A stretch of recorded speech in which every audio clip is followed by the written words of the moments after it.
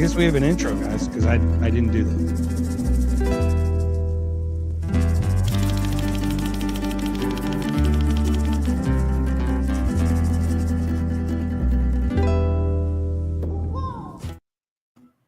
Well, that was fun.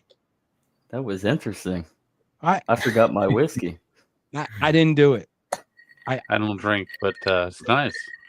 Jason, can you take over from now on? I quit. Yes, sir. I guess this is If by Whiskey, everybody. Welcome. Welcome to Friends. We're friends having whiskey. If by friends you mean a group of people drinking whiskey.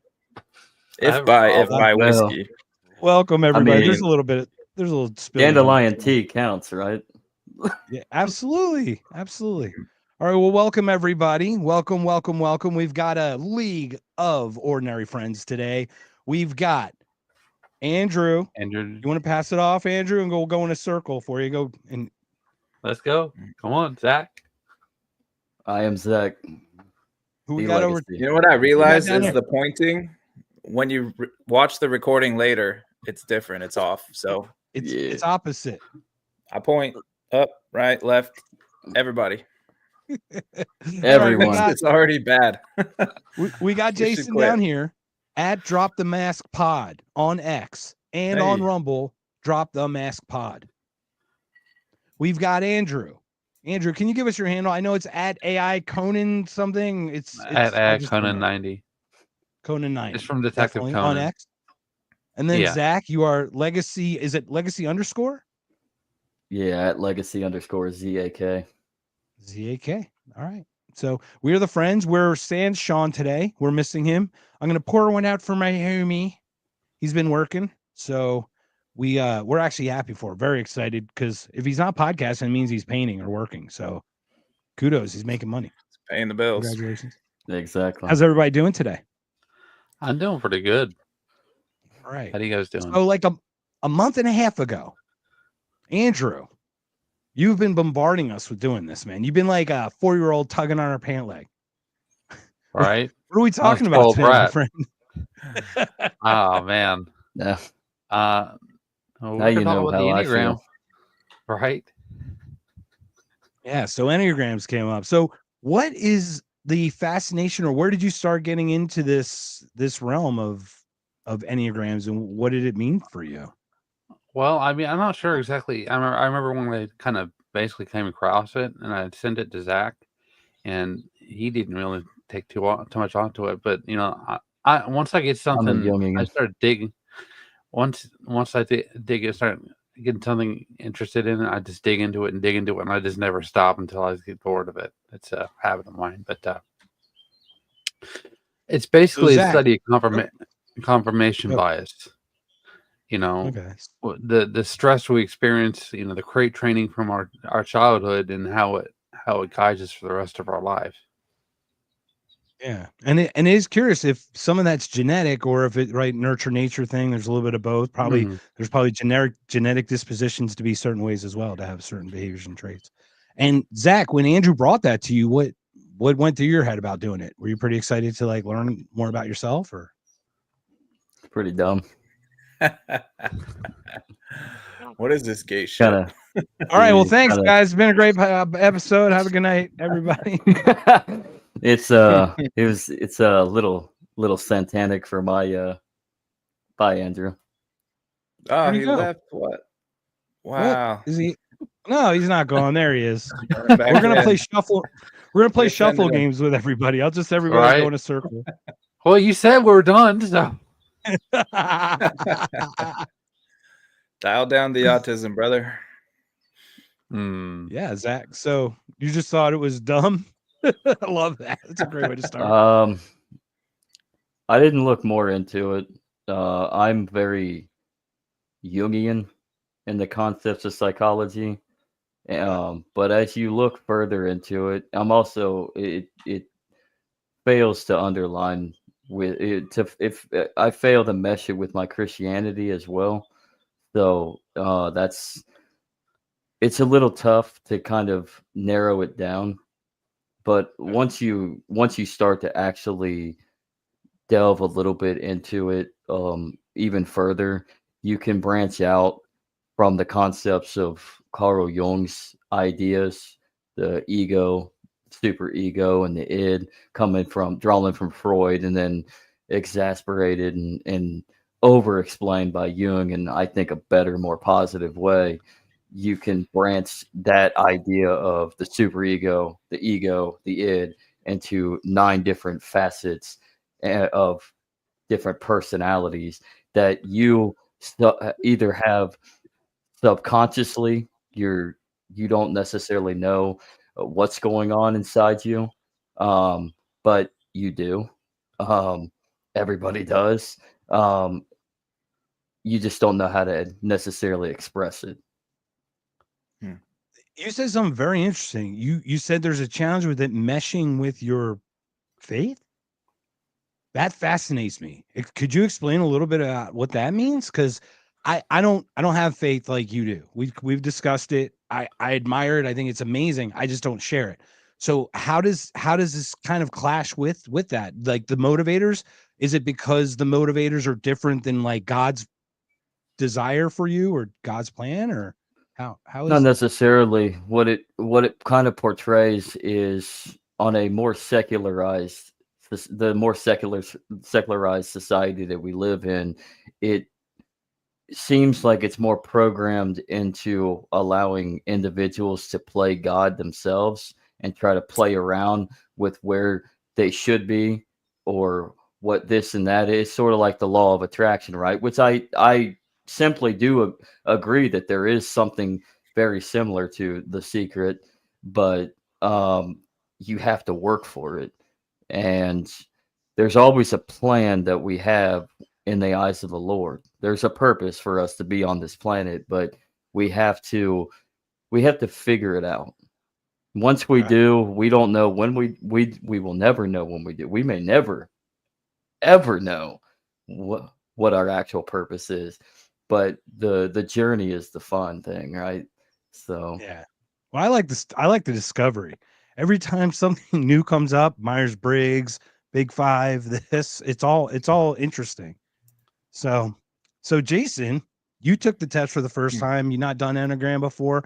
Have you done any personality or anything like that for like work, like where they predictive index, like the PI? It actually told me I have no personality, so that was interesting. No, yeah, I've done some. I've done like the Myers-Briggs and the Big Five and all that. So yeah, but Enneagram was completely new to me.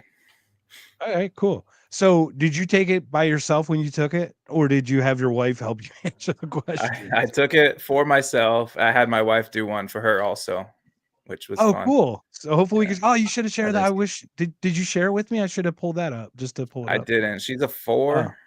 I forgot the wing. Wing 3 or 2, 3 or 5. So interesting.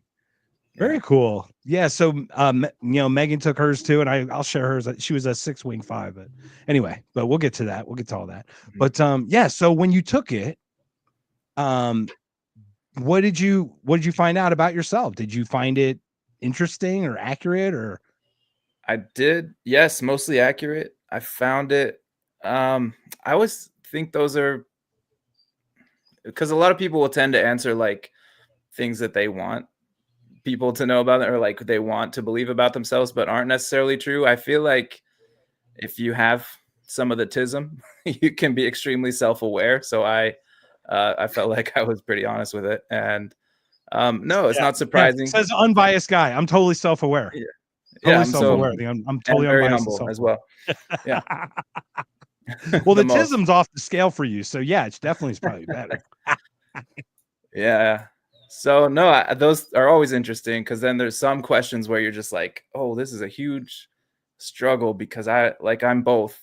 Somehow I am both of these things. Yes and no. Yeah. I found it interesting because what it was I took it.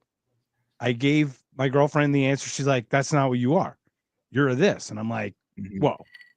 So I let her take it, and she got exactly what she said I was. And I'm like, okay, what kind of bias is in this test? To your point, right?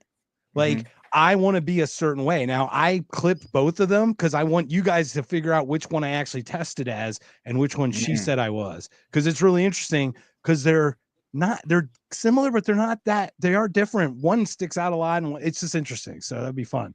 But okay, here's my you prediction on that. We're gonna pick the wrong one because the persona that you put out for this, the live, the thing is the thing that you want to be out there, the thing you want to believe. So I predict that we're gonna pick the wrong one and point it at you. All right, I will take that challenge. I bet you're gonna nail it. Okay. I will bet dollars no. So if you're honest with yourself, I know you're gonna pick the one that you think is like, oh my gosh, that's exactly what I think. But anyway, so I did. So I watched all you guys's. They found them really interesting. So Andrew, do you want to go through a little bit of the history of this part, or like how did the Enneagram come to be and everything? Well, I mean, I don't. We've been reading this book, the Enneagram, I think you remember Christian Perspective, and they're talking about how it basically, the foundations of it come from like mysticism. Mysticism from the Far East, right? From the Sunnis or that Sufis, Sufis, over in Persia. Sufi Muslims. And that's actually something I've always been interested in because, like, I'm a big fan of the old radio program called The Shadow, and that's where he says he picked up his skills in the radio. I mean, this is just a drama, right, from the 1920s and 1930s, but that is something that people have always talked about, how the people are able to move between the crowds and not be noticed, and that's this is definitely something that if you wanted to do something like that, you could learn it and do it that way. But it's not in the literal interpretation of become cloaked and invisible. It's more just I know how to read people and what to do with, to do whatever my goals are. Yeah. And to piggyback on that, the modern take of the Enneagram on a historical perspective probably takes its stand around the 1920s, 1930s, maybe a little earlier, but as it peaks, it's definitely coming into the 20th century. It's would that go up with like psychic phenomena and all that kind of stuff? Because it kind of looks almost like pentagram the way it's kind of drawn up and stuff. It kind of looks funky. That's something Zach has pointed out to me several times. It is a pentagram. It's multiple. Oh, there it is. Here he goes. All right. It's all right, let's get all out, Zach. Right? No, I mean, it's if you're building a house, you have to be able to, have stable structure, right? And that's the way it's designed. It's not a pentagram, but it's designed to. I can't remember what exactly they call it in the book, but it's just supposed to be a foundation. It's funny how fads come up. You know what I mean? Like you're like, ooh, like they start getting into like shapes and structures and geometric patterns and stuff. And sometimes sometimes cultural things like these kinds of ideas are appealing because of what they look like on paper. You know what I mean? Like because it just looks kind of cool. Yeah. Anyway, so does anybody have any thoughts before we start tearing in everybody's psyche? Because some of these videos are pretty funny. I had to dig for Zach's, and I'll explain that offline, Zach. But I had to find a different one than the one I have for everybody else because this one woman does like all these different Enneagram ones. So, all right. So let's go through some of these. It was hilarious, though. What's that? She was hilarious, though. She was hilarious. She's phenomenal. So what we'll do is we'll go through some of these, and I've got it through the outline. We'll go through like some of the types. Does anyone want to take the first three types and kind of explain those? I mean, I'll do it if you guys are interested in doing it. Go. Yeah.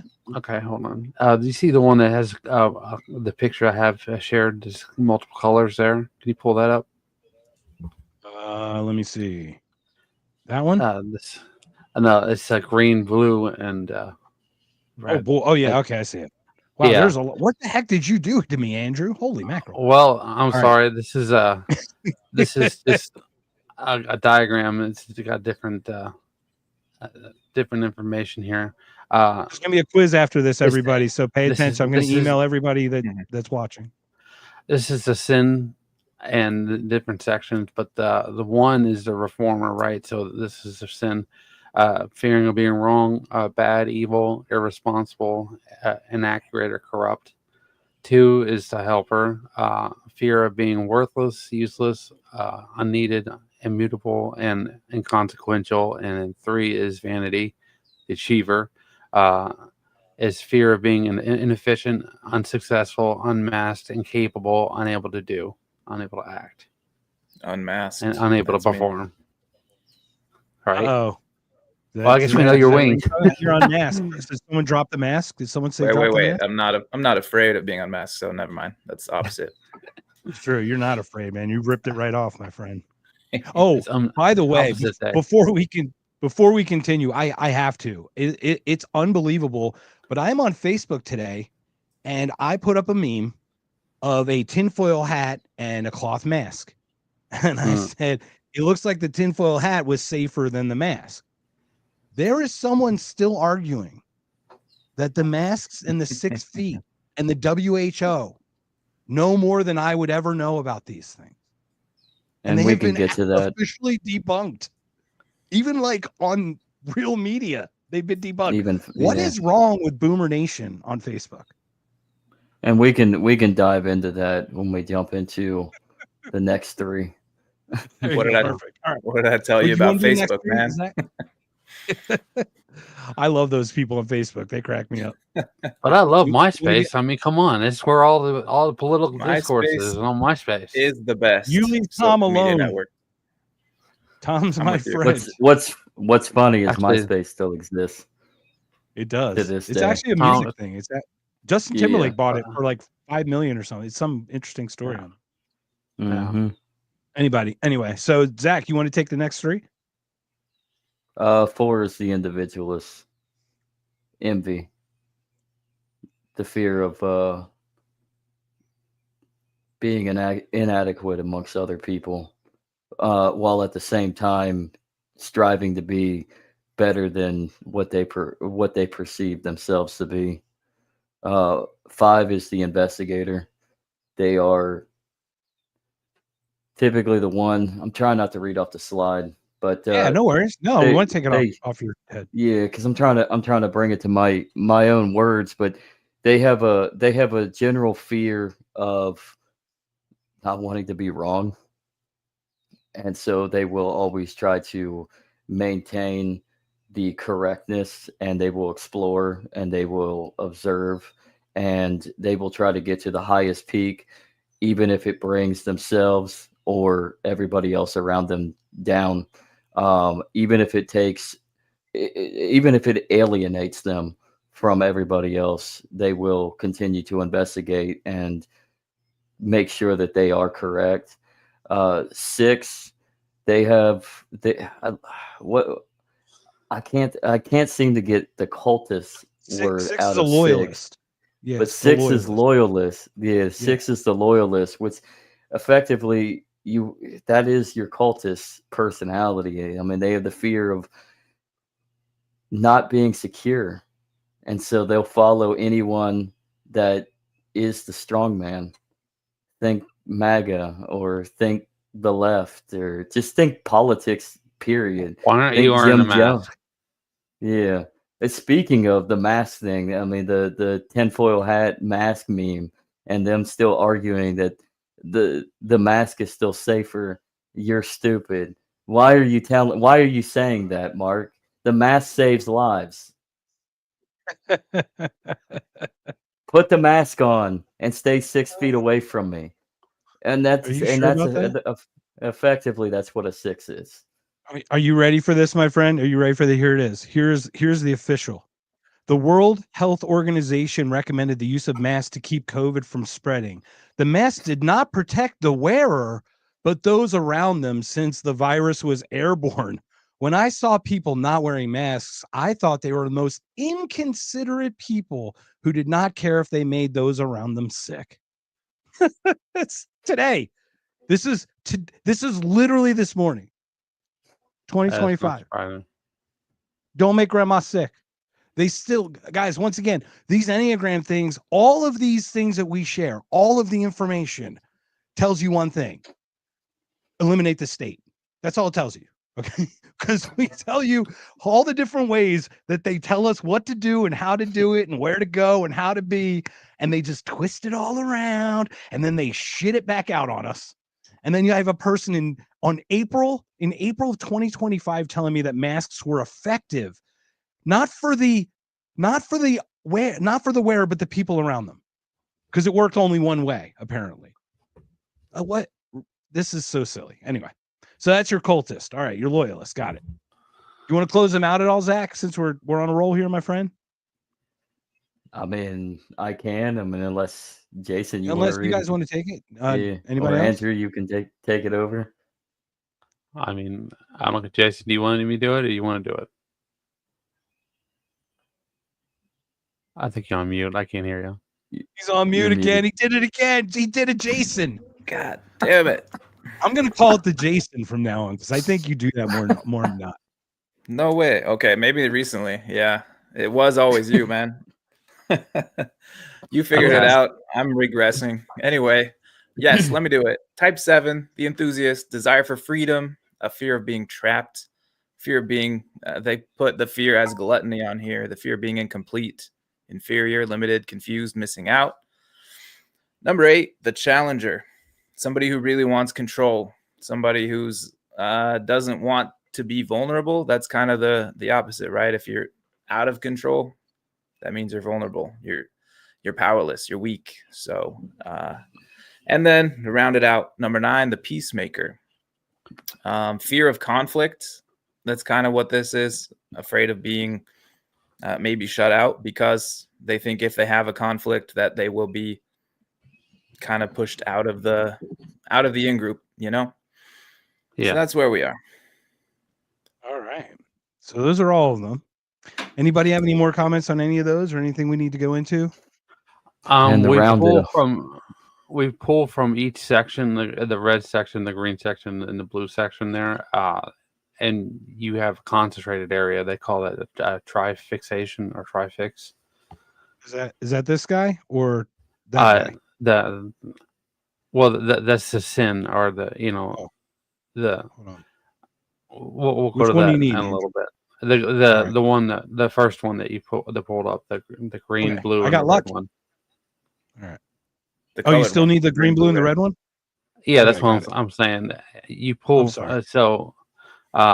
You'll either have 8, 9, or 1 fixed. You'll be fixed in that particular direction. Think about it as 8 and 1 is different. You see this different methods of action, right? I'm gonna either reform or I'm gonna take control myself. And then 9 is kind of the moderate or indifferent. They just want to be left alone and live their life. The red section, pride, that supports and values section. So 2 is pride, the helper. 3, like I said, is the achiever, and 4 is the individualist. And it's motivations as to how the territory of your emotions and how you the emotional trauma that you experienced and your reaction to it. And then the blue section is the fear and the fear section, and that's how you think, right? So 5, like Zach said, is the investigator. 6 is the loyalist, and 7 is the enthusiast. And it's basically strategies that you would have to, get yourself through life and just try to get ahead and maintain stability. Yeah. So we took this interesting quiz. Oh, sorry. Who's jumping in, Zach? There's a reason why that there's 9. Some would say that maybe there's 8, but when you get to 9, the peacemaker, you can take each piece from 1 through 8, combine it with 9, and realize, and this is on a Christian sense, all of these pieces come from God, and God is every one of these Enneagram types rolled up in one, culminating at 9. Interesting. So it's interesting because we talk about like the sins of the Enneagram, right? But there's 7 deadly, but there's 9 total Enneagram. Do you guys know which is the one that's? Is it? We're missing. We're missing fear, and I'm blanking on the other one. But fear, This is interesting because we got envy, we got pride, we've got I think gluttony. Oh well, fear is cowardice, can't- right? I would guess. yeah. yeah, Yeah, but probably. But I'm it's not. curious with It's the two extra. With the yes, two extra ones. fear and deceit. Fear and deceit are the two Oh. missing deadly sins. You Okay. you can effectively roll this into 9 different categories of sins. The 2 worst being deceit and fear, but they're not collectively within the 7 deadly sins. Okay. Interesting.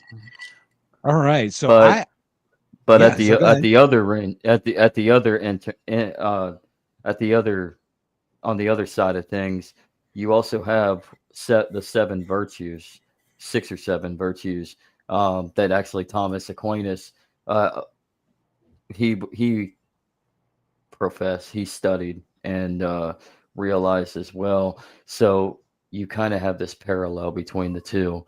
You're trying to seek your virtuous life. You're trying to do good. You're trying to figure out where you need to be in order to reach that high conscious level or that state of perfection and paradise. But at the same time, we all are human and we all are going to sin and fold and back up into a corner and get ourselves into some nefarious ordeals. Excellent. Well, I want to welcome everyone again. We've got 20 people on doing some Enneagram stuff. We've got William on, I am 4am. We had a banger of a podcast about intellectual property. And for some reason, Jason, are we ahead of the curve or are we behind it? Because you and Matthew talked about it. And now all I see is intellectual property stuff. What's going on with that? It's me. I hate to admit it, but I am the world's biggest trendsetter. You are. I Jack think you're Dorsey the tweeted it full out. guy. Elon Musk agreed to delete all IP law. I think he had to watch our show. If it's on I think X, it was he has to watch you and it. I Matthew think that's the first. law. Yeah, I think you watched you and Matthew first, to be honest. of course. Yeah, that first. You're the catalyst, my friend. So thank you again, William, for joining us. I know we're going to do some other show with William in the future. Well, I don't even know what we have going on, but we got Joel too. We've talked about having Joel on, and Mike Decentralized. We've talked as well. So we got a couple names that we got to get together. We'll figure it all out, but I don't even know what we talk about. I guess we could talk about Abraham Lincoln. Yes. Is that Joel's favorite? Joel's favorite topic. No, it's We weird can- on we the can talk IP about- thing though. This is not a new concept, right? This, like, libertarians have been saying this for a long, long time, especially the anarchist leaning ones. So I really don't know why all of a sudden it's such a big hot topic. Lysander Spooner was talking about back in the 1800s. Yeah, there you go. Yeah. Yeah. So what? Well, with the IP stuff, I was wondering about the Locke stuff. What was Locke? Was Locke? What would you label him as? What was his A communist. He all a believed in bunch of property social- rights, I mean, dude. He's I'm an honestly, anti-communist. yeah, I'm honestly looking. I look back in history and I look at the Enlightenment era and I look at where we're at in today's day and age with society, and I really do think that we fucked up with the Enlightenment. Yeah. Well, reason, right? Explain what Yeah. you mean by that. Well, out of what is seemingly good, there's always a fallback, and we always come full circle. And through what we term what is classical liberalism came the liberal revolution of the French in the latter half of the 18th century, the Jacobin or whatever they call it. I don't know. That essentially was your first socialist revolution. And it parallels with the Bolsheviks in 1917, for which even Lenin actually takes his drawback on. Is that what we revolution. call the Enlightenment, though? Right, because that's the question: is reason the cause of the way that they use the reason to create social policies? It's not the reason itself; it's the way humans used it, right? I think so. Does Well, that make sense? I think human beings are very complex, but yet very simple. I mean, and we don't really know exactly what we want. We think we do, but we don't necessarily know what we want. And on an individual level, sure, you can utilize reason and logic and come to insightful conclusions, but then you have to deal with the core group, which we are a social creature base. We live and thrive in society, and so we do collectivize, whether it's family, community, or a structure of your town or your city or whatever, and you go from there. All right. What are your thoughts on that, Jason, on the enlightenment? Because you sound like you were sparked. I honestly, you'll have to. This is really stupid. You have to tell me what you are calling the enlightenment. What do you mean by that? I'm calling the enlightenment a mistake. Only for the fact of you're talking about the point where reason came up, right? All those ideology, like the Nietzsche stuff, or what are we talking about? I think is what you're saying, right, Jason? Yeah. What is the enlightenment? Where human beings thought that they were God and expanded on it. Is there like a specific time, a point in time? I'm not a specific point in time. Well, yeah, I think he's looking for a date. That's what it is, Zach. I think you're looking existentially, and I think Jason's just trying to nail down when so we can talk about it. Like, historically speaking, the Enlightenment is anywhere between the 17th and the 18th century. Some would say the latter half of where our modern age lapses from the end of the Enlightenment would be around like maybe 1815, 1820, but about the late 17th century throughout the 20th century. And this is kind of like the explosion of scientific breakthroughs and liberalism and all that, right? That's what we mean by it. Okay. Well, on the modern sense, but we've had explosions of different knowledge increase in society throughout the history of humankind, and then we kind of drop down onto another level plane and go backwards. I definitely can argue. I think we've regressed. I think there have been civilizations here before. So now we have people. I think this is what you're referring to, where it went wrong. Now we have people who are thinking that we can fundamentally alter human nature in order to make this perfect man and make basically a socialist society work, because everyone will be kind of subservient, right? Yeah. Because I mean, out of the Enlightenment, especially with talking heads like Charles Fourier and Rousseau and the latter, even John Locke. I mean, all with great things to say. Don't get me wrong, but then you got Marx. So I just wanted to know, because I feel really stupid, but I've always heard this term, the Enlightenment, and then I never really thought about exactly what it meant. Like, I just kind of glossed over it. Like, oh yeah, the Enlightenment, sure, of course. But I never really asked, like, what exactly is it? So thank you. Oh, no, that's a great question, because I get how I would do like time frame would be like you had Dark Ages coming out of like the dissolution of Rome, right? And you had the Renaissance, which is a rise, and then the Enlightenment was like a pop, like it literally almost split. Now, what I'd argue though is a lot of the libertarian principles come out of free thought, which was actually an atheist mindset. So is it really odd? I don't know, odd's the right word, but is it odd that libertarians now come from a free thought, which actually is atheist, but many libertarians have a faith of some sort as a structure for their lives?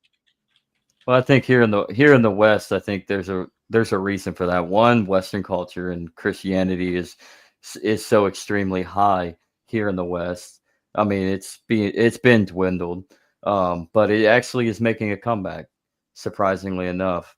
Another is if you look back to Thomas Aquinas and what he studied, you also have thinkers like St. Thomas More as well.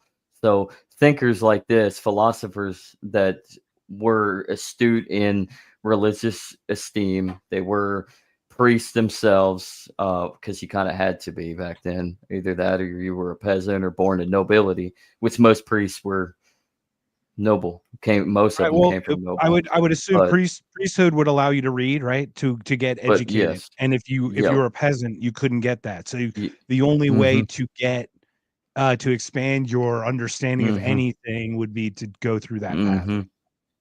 I Mm. wouldn't say that peasants probably didn't know how to read. I mean, they knew some variation of how to read Oh, to a certain right. I just extent, mean like, a lot of the, when the king of the but church was also, yeah, the king was the head of the church as well. It could mm-hmm, be like, it says here on this piece of paper that it can do this. And yep, you're like, oh, okay, sure. mm-hmm, You know how that works.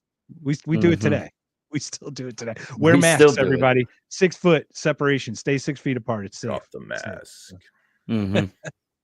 Hey, All on the right, that's very Christianity thing, I know this is a departure from Oh, I we're love it. going This is further great. off the rails here, but what do you think of Douglas Murray's position that if Israel falls, we lose Western civilization? Let it fall. That's the marketing for the That's deep just Does state or what whatever that you want have to call it. anything to do with Christianity? So, like a lot No. of times people talk about Judeo-Christian values. We have these things and they're intricately linked, Mm-hmm. right? But is that true? Is he just full of shit? Is there anything we're talking about there? I think for him, he's just a talking head. So he's driving a narrative. So it is marketing, as Andrew said.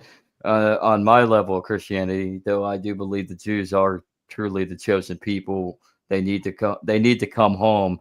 Where are they? I do not know, though. I don't believe that the Jews that are in Israel are those Jews that are of the diaspora. I think they're just a bunch of fake converts that used it to infiltrate, grow, and gain power and influence. And Israel, as the state that it is today since 1949, is more of a banking and economic vassal to give Europe a foothold finally in the Middle East that they've been waiting for hundreds of years. It's one of the many reasons why the Crusades was fought, although there was a positive where the original First Crusade was called to stop the Muslim Arabs from ransacking pilgrims and telling him to go home. First one was, yeah. The first one. Yes, the first one, yeah. There But wasn't after just that, one. Right. It's like, yeah, this is after the that, problem. it gets a little muddled. Yeah, because I So, was just but about to be like, but yeah, no, but the Muslims attacked first and they went to eradicate the hmm world. You don't get it. It's but like I hear I'm after when you read a little bit of Revelations too, and understand the apocalyptic ideas of the Bible that John wrote, you start putting two to two kind of together, and I will agree. And it even says it directly as well. Revelations 2:3, I believe. But the synagogue of Satan, man. I'm gonna join. I'm bringing the spirit of Sean is still with us. So Israel is the synagogue of Satan. Yeah. Wow. So Okay. to that point, Jay, that's a great question, Jason. And I Mm-hmm. there are canaries in the coal mine of like democracies and things like that. I will once again, let me premise, my grandfather was a Nazi soldier. So take that as you will. I'm biased in one way or another, I guess. But I know My for a grandfather was in fact Hitler Youth. that Israel is not the Middle Eastern Israeli, like the Jordan The Jews. They're Israelites. not the Jews in Israel, like the ones in Jerusalem. They are Europeans that came there. Mm-hmm. Daryl Cooper's book, Daryl Cooper's Fear and Loathing in the New Jerusalem is absolutely amazing. And it breaks down the story of a collusion between banking and the West to create this thing and put it there. Now, we can argue we wanted a foothold there, and obviously it's the best aircraft carrier we have in the world. But the other side of that is like it doesn't represent the West. It's a nation just like any other. That if it were to go under, it's because it was poorly managed, but right? It's a democracy. You don't understand. It's a democracy. Have you never been there? Have you never been there? It's just like say Sony is a company, right? They're interested in planning 100 years out. Well, these are countries; these aren't companies. So they're interested in maintaining territorial gain at an extraordinarily slow rate, but they are interested in gaining that territory. Look what Donald Trump is trying to do over in Europe, right? He's trying to buy territory. They want to take over the world, but they're trying to straddle it, right? And you can see that kind of in the Enneagram, the line of fixation between the 3 and the 6. It's like a slow, controlled burn. So it's just they don't want to go too fast because that's obviously not something that what the world wants to happen. But if they can do it very meticulously, very slowly, without anybody noticing, in economics called bracket creep, right? So what do you expect? People are just they're gonna try to build their territory. Yeah, that's why it's the Gulf of Texas. Yeah.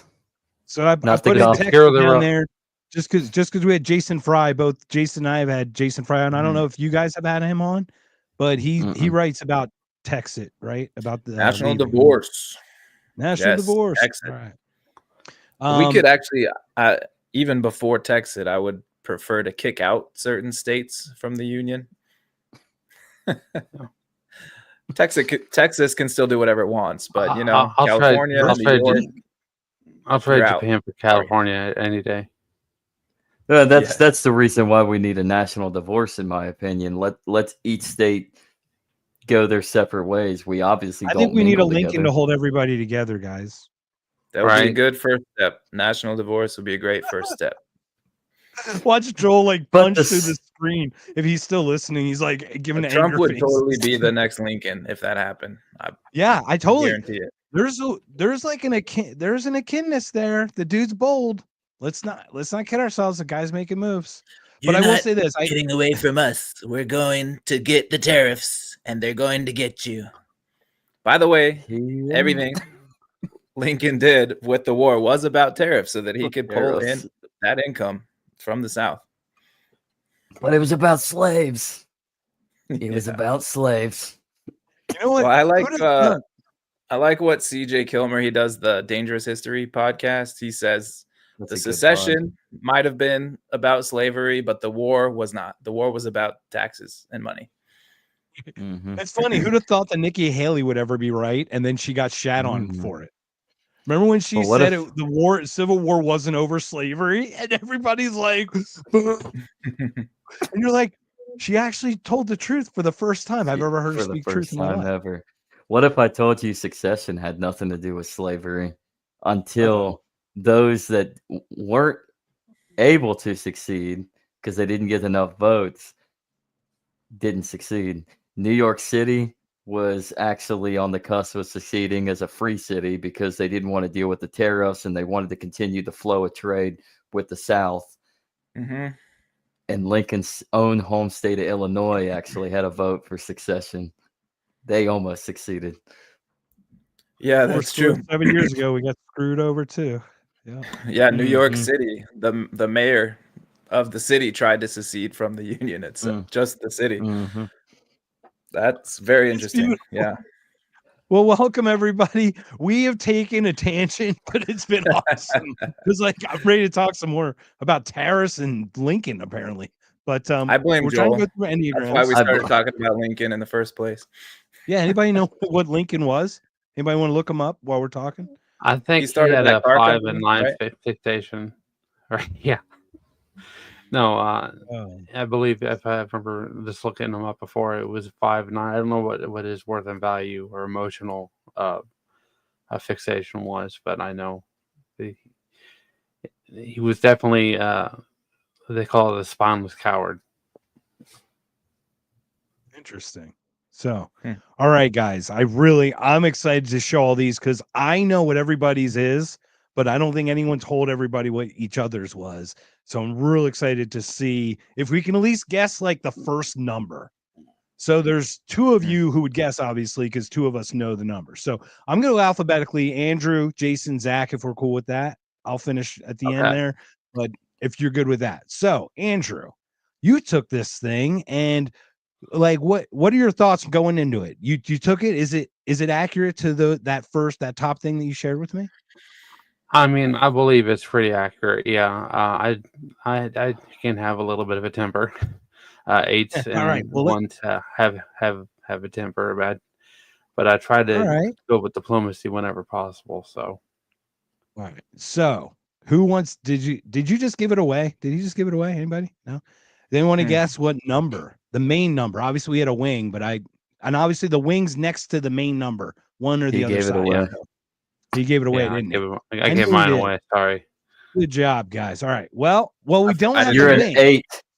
It was 8. Boom! Someone nailed it. All right. So what I did here, I did decide to pull a couple clips for everybody. So here is what Andrew is through this lovely woman, and I didn't get her name. I need to credit her, I guess, in the thing, but she did some ones, and Zach, you have a different one, but this is the young lady who did this one. Let me share this with us. Well, let's figure it out. All right. Andrew, here is your life, my friend. What needs to be chill, but I'm not going to let you walk all over me. Like my mom says, I'm not going to be milquetoast. Hey, little sis. He cheated on you? I'm going to kick his lily-livered butt. I'm used to waiting. Confusing sometimes because I'm pretty laid back. But if you mess with me or my friends or my family, I'm going to kill you. I'm just kidding. I'm not going to kill you, but don't try it. With every wing pairing, you're going to have one that is a bit more conflicting than the other. This is the 8-wing 9. Type 8 and type 9 have very different core motivations. So if you have an 8-wing 9 and they're leaning more heavily on their 9-wing, you just got to know there's some conflicting stuff going on in there. Type 8s desire intensity and power, while type 9s crave an environment of peace and calm and unity. I think this is why 8-wing 9s have been labeled the bear. If you guys have ever seen a bear, they're pretty chill. Like, they stick to themselves, they do their business, they go through the garbage in the mountain towns. That's pretty much the only experience I've had with bears, actually. But anyway, they do their business, they're pretty calm. But if you anger them, if you put their cubs in danger, bears are incredibly dangerous. They're frightening. They're really scary. And I am not saying that we should all be scared of 8-wing 9s because they're like angry bears. What I am saying is that I ain't afraid of bears. Has to be tender peacekeepers. I've watched Yogi. Aggressive fighters. They are gentle and strong, powerful and graceful. They are often underestimated, but they have an amazing ability to inspire and empower other people. They are more patient than 8-wing 7s, and they have easier access to their compassionate side. All right. So, very interesting. And by the way, my computer sucks. It's like out of sync and stuff, and that's definitely on me. My computer actually crashed yesterday for some reason, so like I'm scrambling to look for another computer. So, you're good. So Andrew, you saw that. Tell us first. I want to hear your experience, but I also want to hear Zach, because you guys do like 20,000 shows a week together, and I'm curious how accurate that is for Zach's experiences to what that was like. I mean, I think it's more. I like to look at myself as more like an old circus performing bear, right? I'm here kind of entertained, but don't mess with me, otherwise, you're gonna be feeling it. Well, look at that, boo boo. There's a picnic basket to go get. I'm waiting for the beast to be unleashed, Andrew. Right? Yeah, definitely. I want to see this bear thing, but Jason, you said you're not afraid of bears, and somebody can eat a carburetor for breakfast. I thought I heard someone say. Do you have that clip, man? That's all I could think of. Oh man, I can't. I gotta find it now. Don't please. All right, I'll see if I can find it, but it's gonna be a challenge with my lack of skills at my age. I'll have to put my reader contacts on. It's fine. It's fine. All right, cool. Well, it's funny because it says that 8-wing 9s are inspirations. So Zach, working with Andrew so much, do you find him to be like that, to be like inspirational in that way because he's patient and has that ability to kind of get the best out of you or get the most out of you creatively? Oh, he's a bitch. It's like He again, inspired it's a this yin yang. podcast. Yeah, it's a yin yang. So we work off of each other. Sometimes a little too much. Like sometimes you need to just shut the fuck up and let a man speak. But I need to do the same thing too. So, but we work off of each other. It's like a yin yang. It really is. That's awesome. Yeah. It's very interesting. I can kind of see you're like real chill and everything, but it's like I can see like, yeah, I've decided on this and I'm not backing off of this. So I find it like a principal guy as well. So very interesting. Any final thoughts? Anybody? Yeah, you remind me of this friend I had growing up. Was like super chill most of the time, but definitely had this rage. And once you saw it, you're like, oh, okay, all right. I like it. Yeah, don't snap on us, snap with us. Right. Cool. All righty. So the next one's you, Jason. I gotta get these angles right. There we go. I got it now. That way. Me. There's Jason down there. So once again, thank you everybody for joining us. We're talking about Enneagrams. We had just gotten Andrew's. He's an 8-wing 9. We played a video. We talked a little bit about Texit. We talked a little bit about Trump. Jason's working as his Trump right now. He's kind of working in the background. He'll just surprise us anytime with it, I'm sure. What I did think about the bear, if you could, it might explain your excellent Alex Jones impression. I mean, yeah. My Alex Jones. Who has Alex Jones? No, Andrew's, because Andrew's the bear. Oh. So maybe Andrew and Alex Jones, the whole bear thing, maybe that's why it's like a goddamn impression when you talk about the frogs. Very well done. So yeah. Don't make me do mine. Go for it. Go for it, my friend. Hey, Arthur. Arthur. Are you talking to me? Wait. It's me. It's me. Josiah Trelawney. Arthur, over here, Arthur. I need to speak with you, Arthur. 1776, we'll commence again if you go for our firearms. I don't know who you are, sir, but I'm looking for Arthur Morgan. No, who are you? What do you mean you've never been? You've never been there? How could you talk about Texit when you've never been there? You haven't been in the archives. I've been. Have you been to a crossing? I've been to a crossing. I've been in the butthole of Gaza. All right. So it's Jason's turn. Now, Jason, I would have to say that I don't think anybody can figure you out. But Zach and even this test Andrew couldn't figure me out. I told you. I know that's like what you said, and I think it is a DID thing. Like you have multiple personalities. I do. You just and I do agree. I do think your temperament makes you this oddly, and actually, I think it actually speaks to your Enneagram to what you can do. So I'll explain it after. But you guys want to guess what his main one was and what his wing might be? Zach had a good guess in our chat. Did he? I'll touch base because I think you mentioned earlier what yours was, but you said dissociative identity disorder. Vacillating personality is a fixation of Enneagram 8 and Enneagram 4. So Enneagram 8 has PTSD and Enneagram 4 has complex PTSD. That's my wife. She's a 4.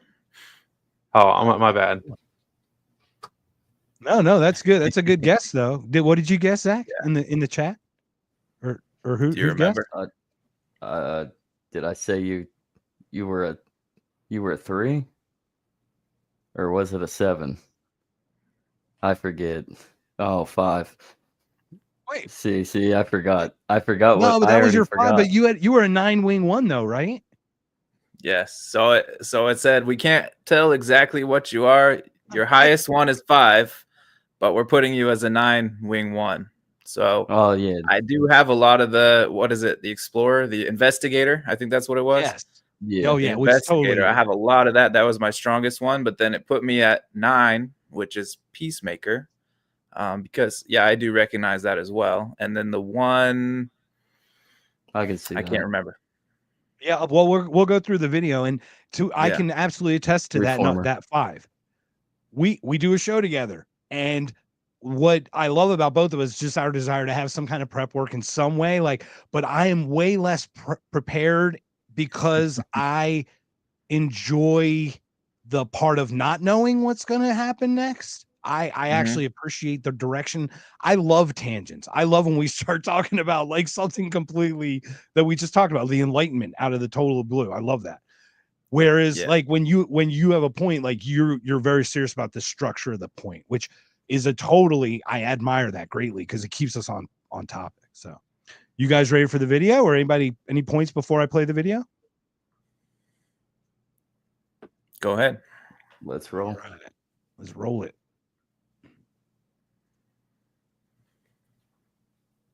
Now, Enneagram 9-wing-1, also known as the dreamer or the negotiator. I really like when my days are peaceful and predictable. At work, I like when I have the time and space that I need to do a really good job. I like to just take naps.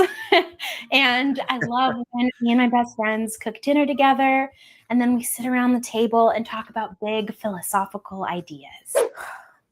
No one ever picks up after themselves anymore. It's always me doing the laundry, folding clothes, doing everything. Sometimes if I'm having a rough day, I can get a teeny tiny bit critical of the other people in my life. It's just that I usually know the best way to do it.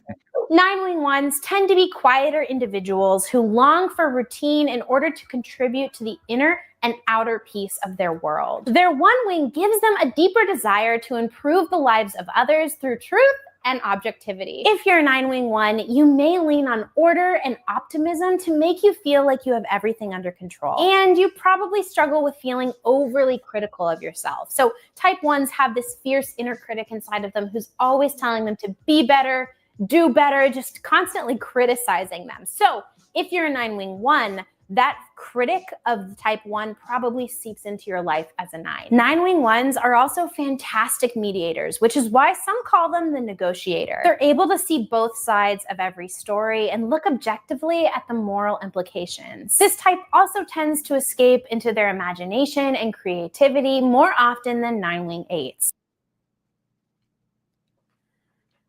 Damn, man. Pretty good, got right? to my heart. That nailed me. It kind of got you, right? That was exactly so, nothing wrong with that. I watched that, and I don't know if you happen to look yourself up after, Jason, but I watched that and I was like, holy mackerel. Now, I thought the nap thing was kind of funny, but I love a nap. I do love a nap. Right. But I could totally see you doing that. I totally see you being just peaceful, sitting at a table, talking philosophical, just like ideas, bring them. The objectivity, all that stuff. What do you guys experiencing? I want to talk about the philosophy. Let's do that. Let's do it, the enlightenment. Oh, I'm sorry. I was taking a nap. You said naps. We're not talking about you, so of course, yeah. Anyone want to read that? Jason, you want to read that up? Wow, it might be a 9-wing-1. Will I am. You might be, dude. You're in good company. And I think you're in great company. Actually, why don't we drop that link in the chat, so if anybody wants to check it out. Oh yeah, give me a second. There you go. All right, when you guys start talking, William is an extrovert. He says, "I am not. Mm-hmm. I am almost the most introverted person you can be." Yeah, but that could be part of the Myers-Briggs though, because you could be like an INFP or something. He could be ENTJ or something like that, and you could could be very complementary and have the same Enneagram but slightly different other. I get INTJ and INTP depending on when I take it. That's why probably and 5 is generally speaking always going to be an INTJ when it comes to the Myers-Briggs. Crossing over to Enneagram. All right, give me a second, guys. I'm still looking up. So if anybody wants to keep talking, do a little song and dance. Talk about the philosophy. Yeah, go back to the Enlightenment. Talk about John Locke, because we talk about IP, and John Locke said, if you did it, you put labor in, and labor isn't a natural. You know, if you put labor in, it's not a natural right. Yeah, mix my labor. If you put labor into it, it's not a natural right. Yeah, if it takes labor, it's not a natural right. So like intellectual property isn't a natural right. I mean, per that argument. Does that make sense? Oh, per that argument, say Per that so argument. I'm not arguing it. I'm saying your that's the argument. labor, your Right. labor cannot create someone else's right. Right. So like, for example, if Yeah. you make a book, it's your labor that you put into it at the time. So is that a natural right then to keep Well, it, or yeah. Well, the- your you know what I'm saying? your Like, it labor, your kinda labor is a natural right, but at the same time, you don't. I don't know. That's complex, but right. an idea isn't. Let's just put it that way. An idea is just an idea. You can hold it here, but once it's out there. So, Right. But like we were just talking about Where do you IP get in your like a broad ideas? sense, right? yeah, That makes sense. but IP in the broad sense, though, no, it would be a positive, right? You're all about positive rights. Well, we're just like this IP thing is still. I'm still swimming, Jason. I got to admit, in my head, the more we talk about it, the more I go, yes, it is. No, it can't be. No, I give it know. to everybody. Once the idea's out, it's gone. But dude, I'm still. Matthew 'cause, even like, offered to come talk to you. And Yeah, you're just no, like, well- I can't. My brain's overloaded. I want to. Have you read his book, right? He doesn't have a book, Oh, I don't think. oh, He has a he had a website full of writing though. Writing. Okay, I thought he had a primer No. or something. I thought you got that was mentioned. But anyway, yeah, I'm totally down for having him. I just don't know if I'm prepared because I feel he's so confident that it's that Well, if way. you just ask him one question, he will talk for the rest of the time. You don't That's true. that's all. Are we gonna have him on then? Are we gonna do If it? you want, I haven't All said right. yes or no. All right, cool. Well, we still gotta have the other guy on that we talked about. Everybody. All right, cool. So what do we got next? Who's next? Zach, Zachy boy. the maniac. I thought we were doing All it right. alphabetical. Well, Yeah, Mark, well, I you said go I'll go first. last. Alpha- I'll still Mark go puts last. himself okay. last, which probably says something about his personality. Probably. Maybe it does. tell, Perhaps it's a it tell. does. Maybe one of my two Misdirection. personalities there, Jason. All right, Well, so Zach, I'm just gonna leave you with this. Psalm 139, verse 13 through 14. For you formed my inward parts, you knitted me together in my mother's womb. I praise you, for I am fearfully and wonderfully made. Wonderful are your works. My soul knows it very well. beautiful. Very nice. It's great. I just had to put that in there. I'm gonna steal that. I'm gonna steal your IP freely quote. Copy that's left. All right, so Copy who wrong. wants to guess what Zach is? Does And if Andrew you wanna- already know? Andrew already knows, right? Can only Jason And can if guess? you want to take, if you want to I take need that see test, I that need to was see the link. chart again. Chart. Let me pull it. Would you want this guy? Yeah. Or do you Yeah. want the Is there other one one? with the positive ones? Because this is the fears. There is the one that's in The it's just the first outline. view. If you have the outline pulled up. Let me see. Okay, This hold one, on. maybe? Yeah, I'm looking. Here you go. This one looks right. There you go. Integrity. These look good. Oh, my wing, by the way. I know nobody cares, but the reformer, desire for perfection, fear of being flawed. That definitely plays into the 9 wing 1. Anyways, Zach. Yes, it does. Mm-hmm. Can you pull that back up there for you, Jason? Or you got 7. it? I want to say 7. 7. Okay. Let's see. A 7 is the enthusiast. Desire for freedom, fear of being trapped. Now that's interesting. Because I think that's pretty close. Because it actually is. I'll play it for you, but I don't know if it's going to come up right on the video. So you know what it is already, right, Andrew? So this will be I a do. surprise for Jason then. All right, so let me pull this up. Let's play it. That makes sense too. Number 4 makes They're sense. less Yeah. concerned with acceptance and status versus that 3 wing, and then they tend to create more for themselves versus others, like the 3 wing does, right? And so this 5 wing, they are creating for themselves, and they are extremely creative.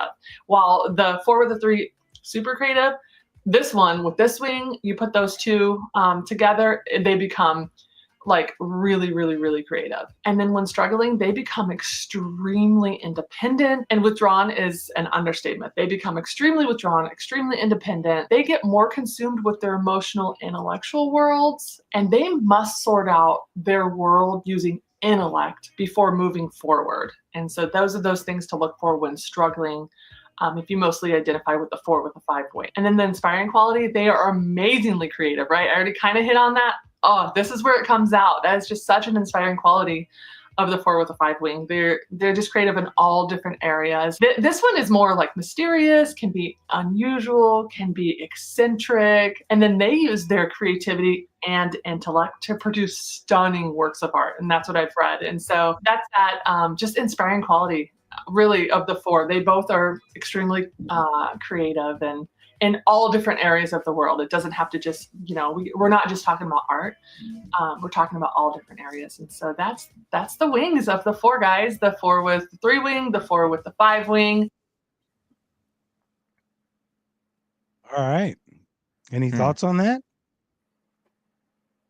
I mean, creative. Accurate. Sounds like you, Zach. Super creative. Individualist, withdrawn, right? At times. Authentic. Authentic. All Fear, right, that's fear of being insignificant is listed there. That's interesting. You're always talking about the legacy. I mean, that's in your name, right? The legacy, right? The legacy of Jenny Kaiser. Mm-hmm. So I feel like, you're hanging on to that significance of that person. My mother. Yeah. Right. Yeah. I know. That's great. Not knocking it at all. Mm-hmm. No, I think it's like a reflection of, it's like explaining the Enneagram through your life experience. Mm-hmm. Like that fits. Yeah. I'm saying it fits. Yeah. Totally. And I'm agreeing, because I saw a different side where like we're kind of withdrawn a little bit, right? Sometimes we take things very personally or take things hard, and we're like, I don't want to drag him down or something, feel that way. We don't want to be Debbie Downers, things like that. So I've seen that kind of compassion in you in a lot of ways that fit that exact kind of grouping. So anyway, all right. Anybody else on there? There was a 4-3. There's a 4-wing 5. I thought you had, or did you say you were 3? I'm a 4-wing 3. You're 4. I can flip. I can flip. Okay, because I thought I put down 4 or 5. I apologize. No, I can flip. It's a part of my trifecta. I'm 4-wing 5. That's your DID, because you're also an 8-wing 9, man. You're an 8 and a 4 and a 3 and an 8 and a 2 and a 4 and a 6 and a 14 and a. We're gonna 8, 5, 6, 7, 5, 3, 0, 9. There you go. We got Jenny. All right, guys. Before we do mine, do we have any other current events? Anything else? Because I do slightly, like I said, I did call out, didn't call out Dave Smith and Clint Russell, but I was like, hey guys, if we invade Iran, this is definitely not what we voted for. But it does turn out that Trump did turn down something where BB's like, we're going to go in there. Well, he sounds like, okay, he doesn't sound like Bernie Sanders, but he sounds a little bit more like Bernie Sanders than he does Colonel Sanders. He behaves like Bernie Sanders.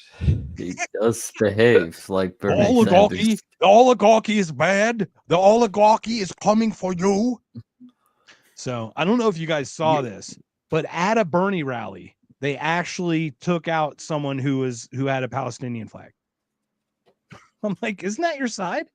Wait a minute. Whose side is who on? What's going on here? I'm very confused. Anyway. Well, Bernie is a Jew. On the side of the money.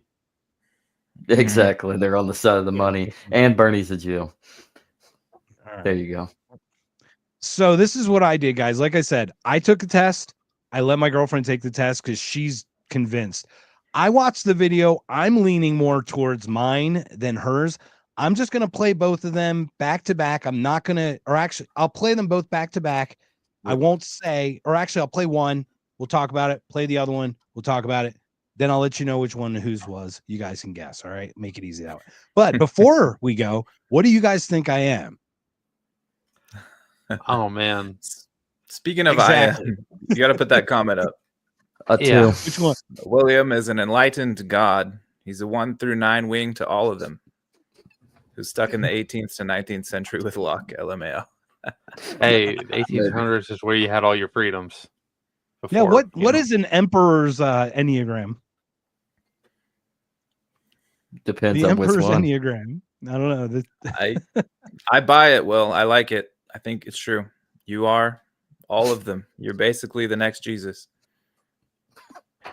Speaking of 1 through 9, have you guys ever seen Ryan Reynolds' movie and Melissa McCarthy called The Nines? No. I have not. No. No. I think everyone would really like it, but I don't want to Shawshank it, meaning I don't want to oversell it.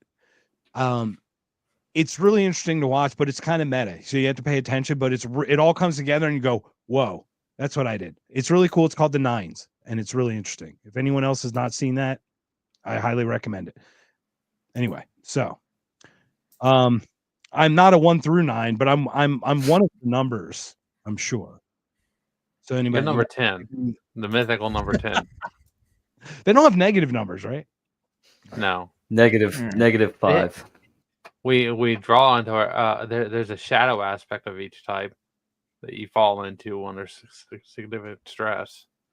I'm sure I do. All right, let me play one of the two. Let me play one of the two here. We'll start there, all right? Hold the phone. How many times do I have to tell? Oh, we lost it. Yeah. Oh, we lost it. What happened there? Hold on. I'll give you. That was a 3. I could see 3. Yes, sir. That's what you had me as, a 3. Yeah. But no, I could see a few of them though. I could see 7.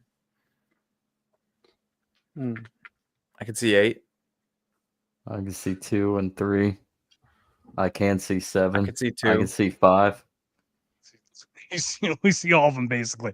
I think don't we Are you kind of all God? exhibit? Don't we exhibit all of them though? Kind of.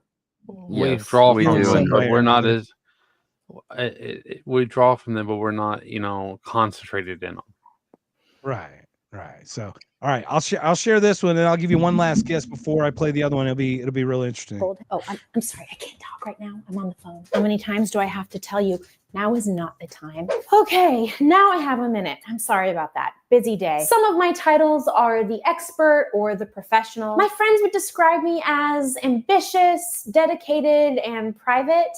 It's incredibly important to me that I succeed at what I put my mind to. Failure is not an option for me. This attitude is great for my career because I work really hard, but it kind of sucks too because I'm always stressed out and I feel like my worth is directly tied to how productive I can be throughout the day. I know. My therapist tells me it's unhealthy, but it's just who I am. When it comes to wings, there will always be a wing pairing in each type that conflicts with one another. And in this instance, that is the 3-wing 4. The type 3 longs for success at all costs, but the type 4 longs for everything to be super authentic. There's a lot of push and pull with this pairing. One is more external and the other is more private. One values productivity, the other one values individuality. I am actually a 3-wing 4, and while I do use my 2-wing, especially in my marriage and around my family, I find that in my relationship with myself and who I am and how I show up for life, I am always kind of in a little battle with my 4-wing because my 4-wing is not always pleased with what my main type 3 wants to be doing. Something really cool about 3-wing 4s is they're able to fuse their interests with their creativity in a seamless way. A 3-wing 4 is going to approach a business with an eye for efficiency and uniqueness. I think a really good example of 3-wing 4s using their efficiency alongside their creativity to get things done is this YouTube channel. And I'm sorry to keep talking about my wing pairing, but I have experience with it. So here we go. This channel is so dominated by my 4-ness because it's creative, it's an outlet, it makes like I'm able to have a voice that the reason I'm on here is because of my 4, but the reason that I continue to do it is because of my 3, because YouTube videos are a lot of work and like trying to make a living doing this is really difficult. So I think that 3s are really good at doing hard creative things. And that is all I have to say about that.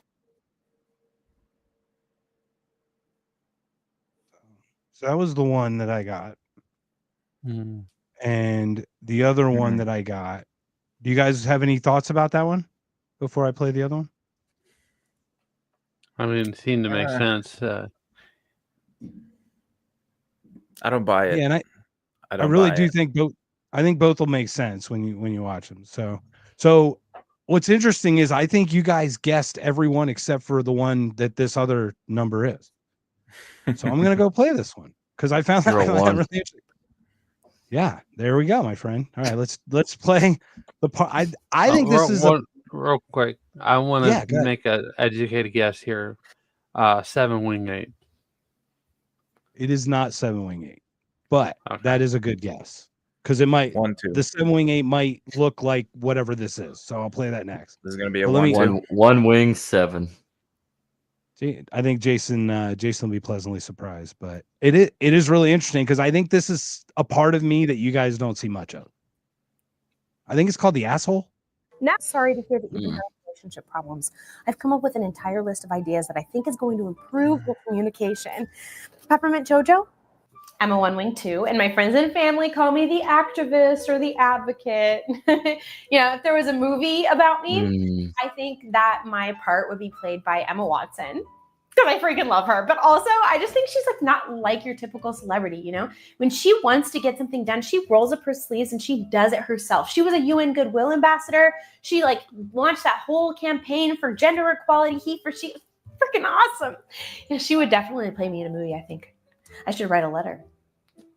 You might be a 1 wing 2 if you're wise beyond your years, very social, and more action-oriented. You probably have trouble with inflexible thinking. So what that looks like is a lot of things are black and white to you, and you have trouble seeing the shades of gray. Unlike the 1 wing 9, whose wing pairing conflicts with each other, the 1 wing 2, these types blend together like a smoothie. Both the 1 and the 2 are complementary in the things that they're reaching for, the things that they're running towards. The 1 towards being good, and the 2 towards being loved. The beautiful thing about this wing combination is that this pairing is super good at taking action, getting things done, doing the work that needs to be done to fix things. So I do find them a little similar. What do you guys think about the comparison between those two and the contrast? Mm-hmm. That one makes much more sense to me. Judging by all the Facebook, I mean, Really? the way that you deal with all them boomers, yes. Yeah, but I don't make them fucking cookies. Man, you got okay.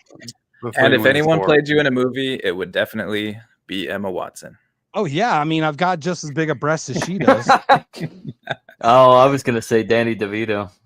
What are you talking about, Dan? With the whores? What are you with the whores? I don't want to talk about whores. I got my Danny DeVito down. It was a good time. Twins was one of my favorite movies growing up. I'm a basic boomer. Let me give it a little context why I said the 7 wing 8 earlier, real quick.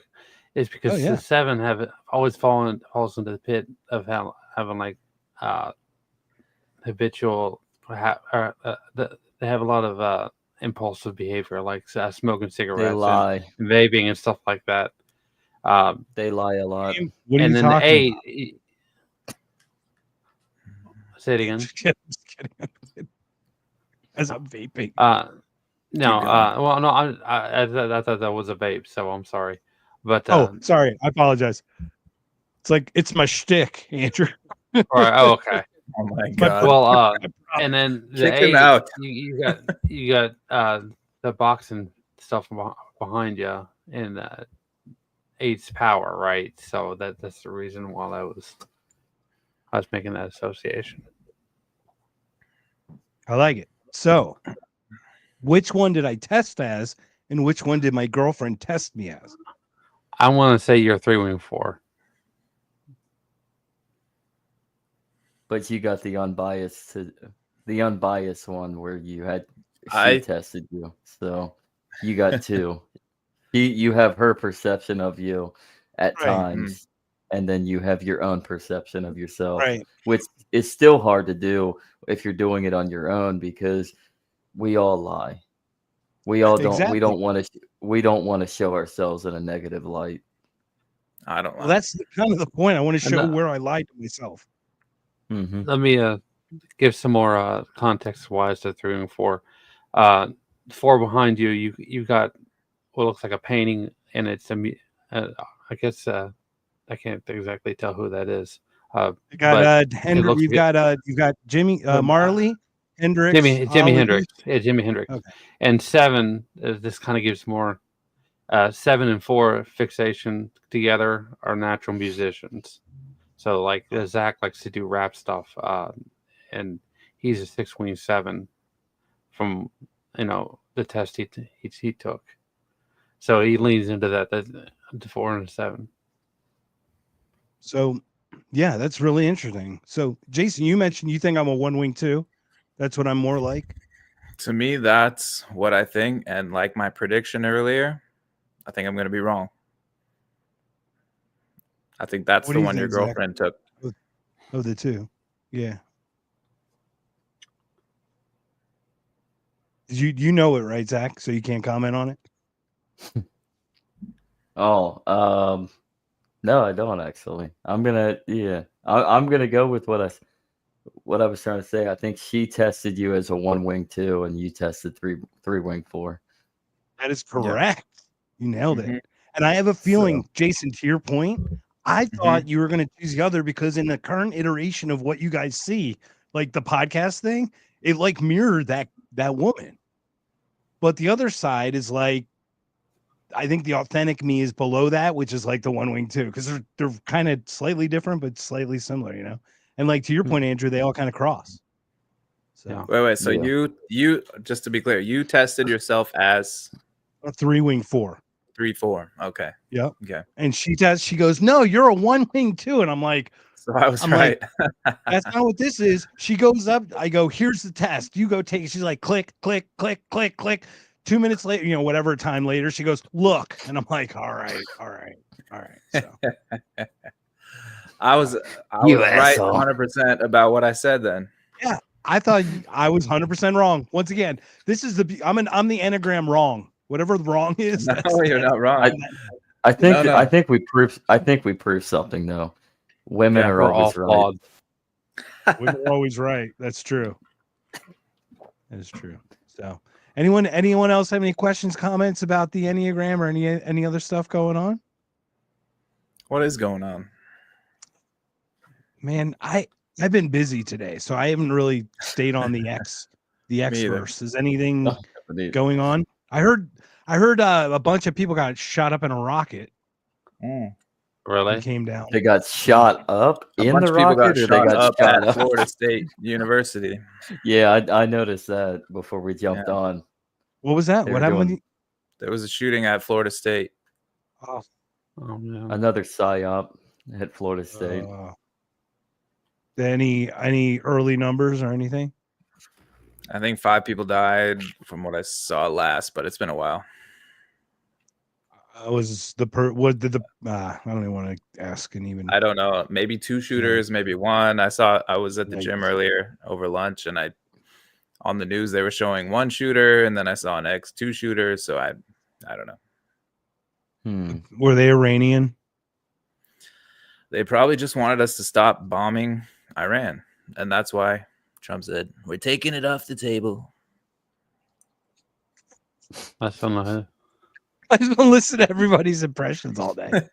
Well, from one president to another. Did you hear Bill Maher talk about what Trump said about Reagan? The best part was his hair. Oh, yeah.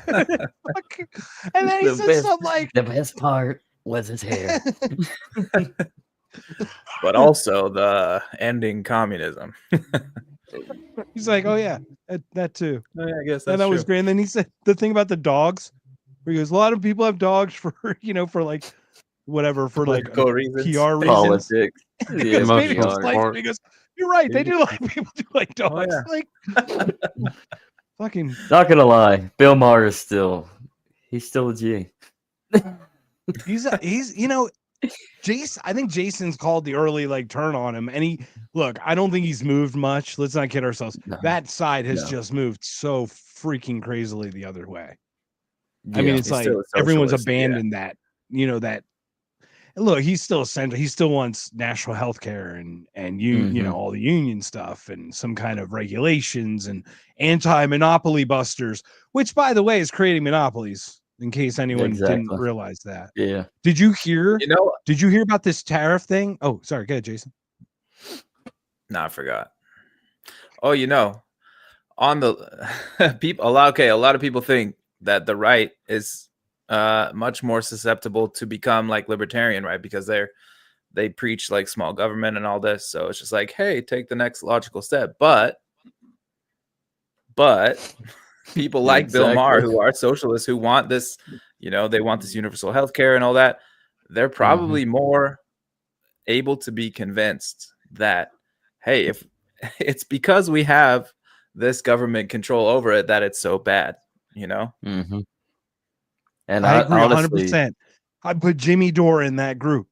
100% put Jimmy Dore in that group. I'm like, dude, I need 5 minutes in a room with you. That's all I need. I'm like, you think there's a group of humans that are going to do it right? That's not true, man. You've not met a single one in history. In all of history, you would find issue with all of them. So why would you want to give them anything? Yeah, anyway, go ahead, Zach. You were saying? Oh, I was just going to say, I mean, it starts with social first before economical. And so that's why you do, to your point, more people, as far as like the party, since we're in the partyarchy scheme and voting, more people tend to fall in line into the Libertarian Party archy, more than those on the right that are more conservative. Yeah, definitely. And I kind of agree. It's like I do see liberal and libertarian more like I thought those were the hippies that fought war. I thought one of the biggest thing was non-aggression principle. Like that's like the core thing. So you just be anti-war. That used to be wasn't that every hippie and everybody on the left, all the wimps on the left? That was everybody. Like it just doesn't make sense. And it's funny, those are the government guys that they fought, or they want to give them stuff to give other people stuff. Like what? Why would you do that? How do you make that jump? That's what I don't get. I don't get that.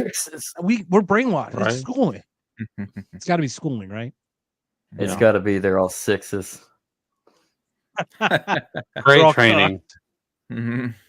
I think it's a little grooming too because of the school system, which you can go go over to the Legacy Right or the Protestant Libertarian and check out that. That was a good episode. Well, we'll talk about that real quick, guys. Why don't you guys share your socials and all your ways to contact you and all the shows that you guys are on? Give us a plug. Well, you send me smoke signals and get to Zach and he'll let me know what you need. No, I'm at AIConan90 on X. Not too terribly active on social media, but if you for a guy with AI in his name, you should be much more active digitally. Right? Counterfactual, my friend. Counterfactual. William has a good point. Wait. The trust or distrust and the reliance or independent nature is hardwired in the brain. I don't know if that's true. I don't know. I think a lot of it is social conditioning. I think what William is trying to say is the people are retarded. The people are retarded. What are we talking about? Anyway, so I don't do Indian voices, so they I sound. don't, They end I don't up. even know what you're talking about. I did that guy's voice. I did not do a generic That would be a good one, racist though. voice, Zach. I did that guy's specific voice. Thank you. Hey, I don't remember his name. hey, Though. He was some. This would be a good every topic, time I though. try, it goes into an Irish accent. You just sounding Irish. You're saying it's a good topic. Jason? Slap at the bass, man. You guys seen I Love You, Man? No. Okay. So may I share a story? I'll share. Okay, this is the worst story. If people clip this, everything's over for me, but I don't give a shit. So I'm in Atlantic City with my mom, and there's a place literally called the Irish Pub. Hold on. Why? I'm an East Coaster. I'm from Philadelphia. We hang out. We go to the shore, bro. You don't go down the shore? You don't go down the shore? Never been. There? I've never been to the shore, so I can't properly be an expert on this. How dare you interrupt my story? You haven't even been to the boardwalk. How could you even talk about it if you haven't been there? So I'm hanging out. I might have been with my grandmother too. Is that okay, Jason? I guess. So we're walking down, and there is an actual like Indian from the country of India man with a sandwich board advertising the Irish Pub. Sandwiches. So I went into tippity top of the morning to you. Thank you so much. Please come to the Irish Pub. I knew that you were going to split that out. I waited till you took a sip, buddy. I waited. But that was a exit. My mom fell to her knees. She like split. I'm okay. I'm okay. Call 911. I'm okay. I'm okay. Okay. Aren't you glad I shared that story? I don't even know what you're saying, but yeah. That's called grade A entertainment. You. Thank you so much for coming to the Irish Pub. My name is Jimmy O'Hallahan. I'm here today to get you some Irish Slurpees. Okay, anyway. And what clan are you from, Jimmy? What clan are you from? My name's Jimmy O'Patel. Anyway, so I'll leave it there. Yeah, that's a cancelable one. I hope no one's watching. So anyone else? Hope you guys get us over. Anyone else want to jump in? I'm just glad Jason at least. William had a follow-up comment. I don't know if you threw that out there or not. This one? Oh, yeah. Says, some can only move so far away from government solutions. That, again, hardwired, or is it nurture? That would be a good topic. That's what I was going to say before you got into your story. This might be a good topic for a podcast. Nature or nurture? It was a good topic, and then you didn't say anything. I'm like, Joe, continue. To follow up on that, I would interrupted. Say, the natural aspect is we are all social creatures, so we're going to lean towards our culture. And that's the nurture aspect, is the culture that we're born into and learn from. We're impressionable as children. So we're learning from our parents, we're observing, we're learning from grandma and grandpa, and then we go out to the world and we're learning from our teachers and our principals and the neighbor on the corner throwing hot dogs at us and saying, "Would you like a popsicle? I got a whole freezer full of popsicles." And then you go into the basement with the neighbor, and then bad things happen, but you got your popsicle. Wow. At least you get something out of it, right? It wasn't my favorite flavor though. I like grape. It was cherry. You got cherry. Yeah. I was going to say chocolate, but that would have been really wrong. Would you like a chocolate ice cream? I got a whole freezer full of chocolate ice cream. This is devolved. We're doing Herbert. What are you doing? What are you doing, son? come on in. So I did want to touch on this too, is to Jason's point is there's such a cultural, but I would argue, Jason, like a percentage of us are able to do this weird break where we're like, yeah, this doesn't feel right. And we kind of step a little different from the tribe. And it's not a huge percentage, but it's like a 10%.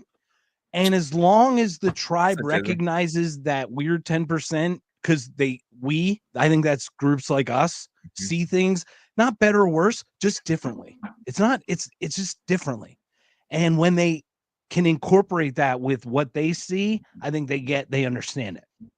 But sometimes you're on the outs if you don't go along with the group. So what do? You go along with the group, makes it easy. And then it does kind of become a genetic, to follow. Like it's like breeding dogs. You train them to be followers and then they breed followers.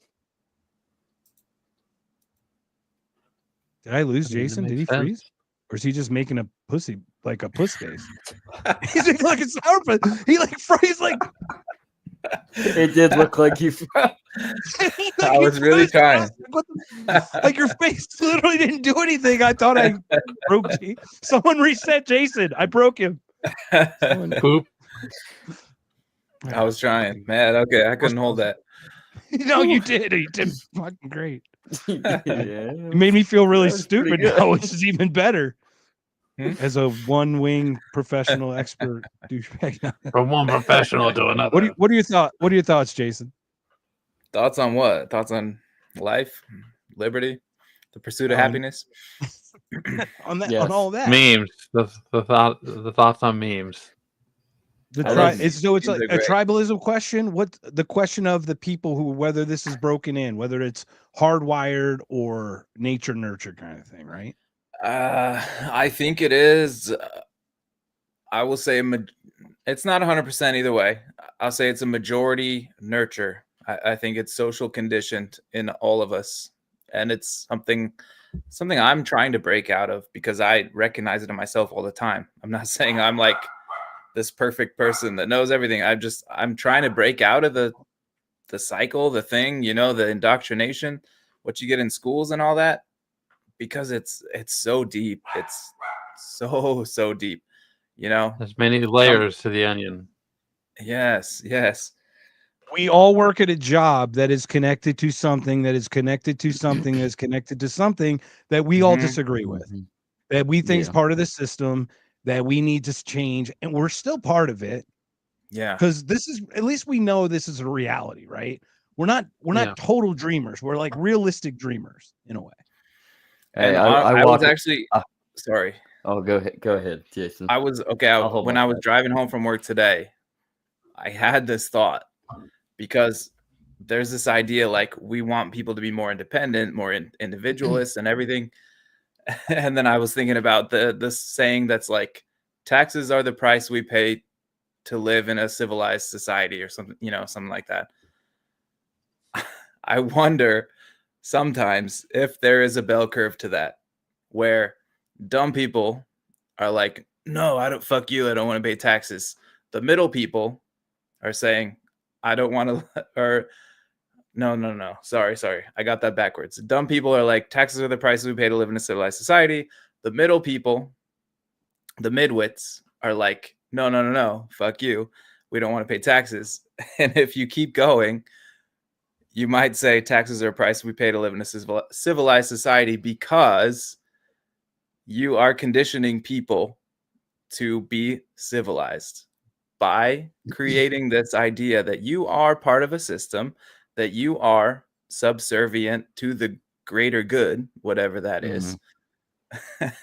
So am I making sense? I feel like I'm kind of losing it here, but this is completely against what I believe. But I feel like there may be a point to say that taxes, by creating us into slaves, do make a civilized, quote, civilized society. What do you guys think? Well, they're part of the social construct of a civilization, right?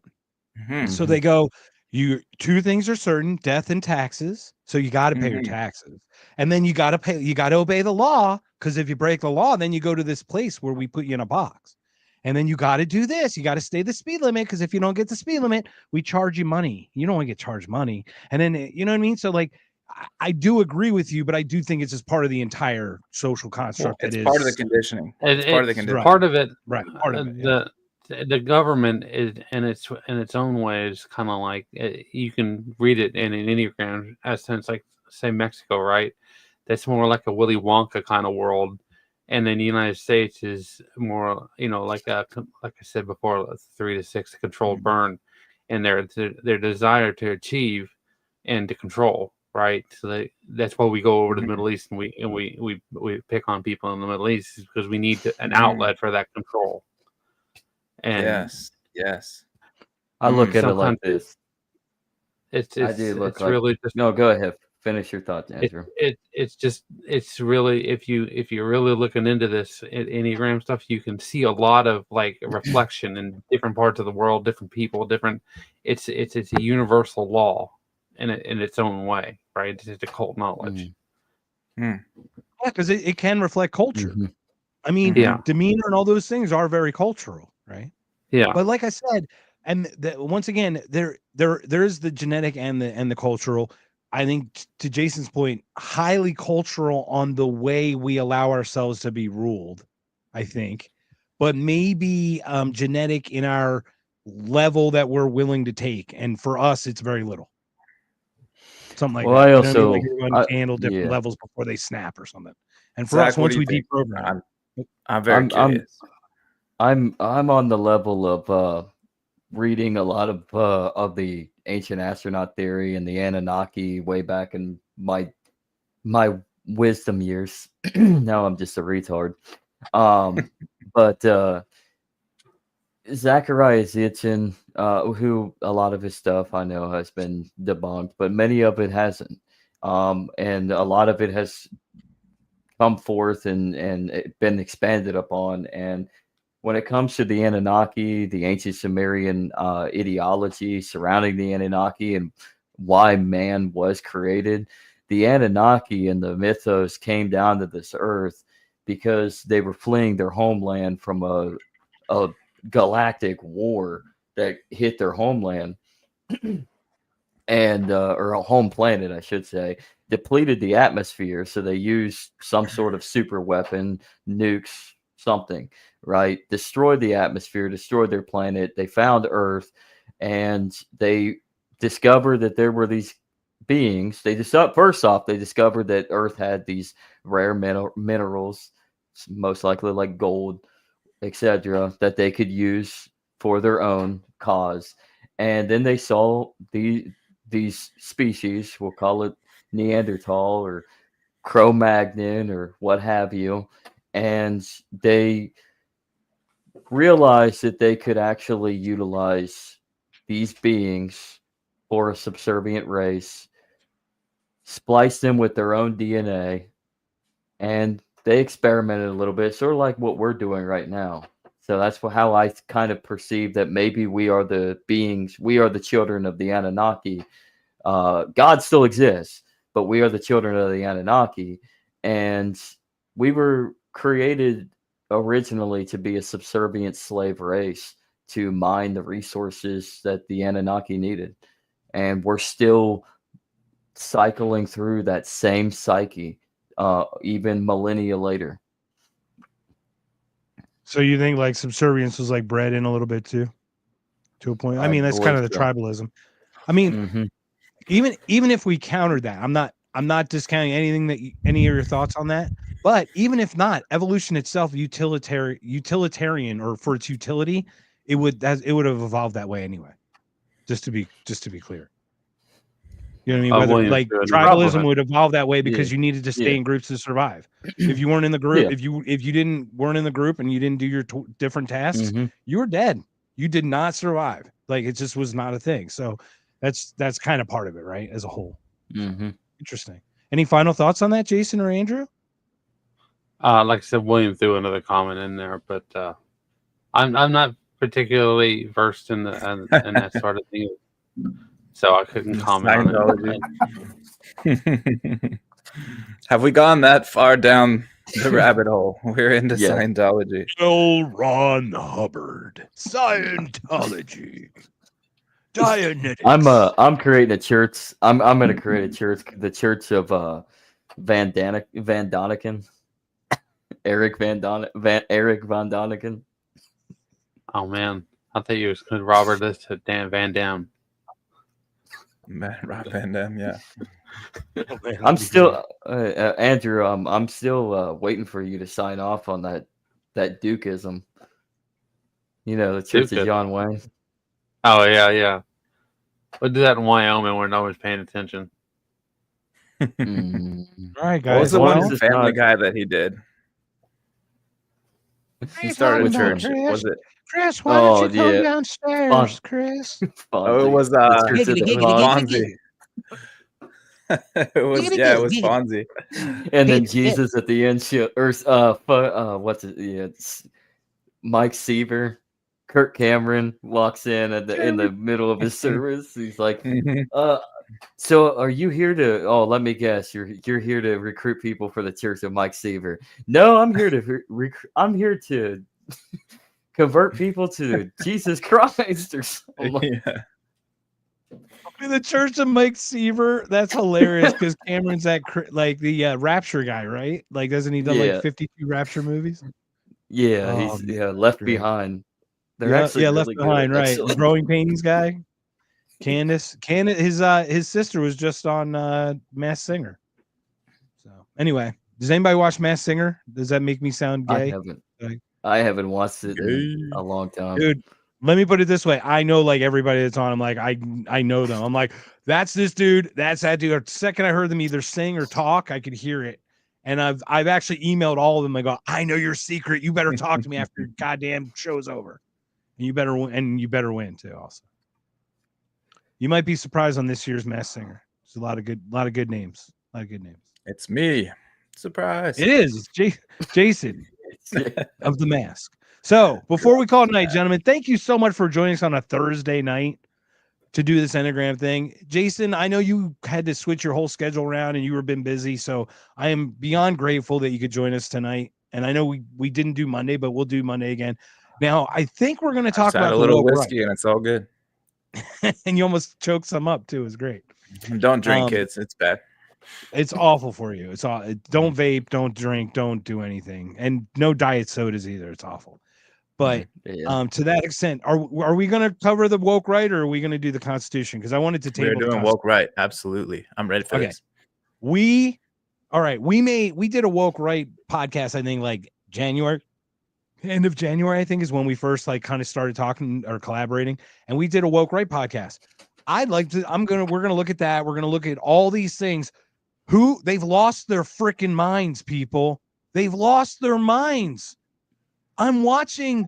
I mean, did you guys watch Douglas Murray against Douglas Murray? And we'll probably play it on Monday, but I mean, it's the best stuff ever. The internet is the most beautiful, glorious time ever. I'm really sad that the simulation's almost over.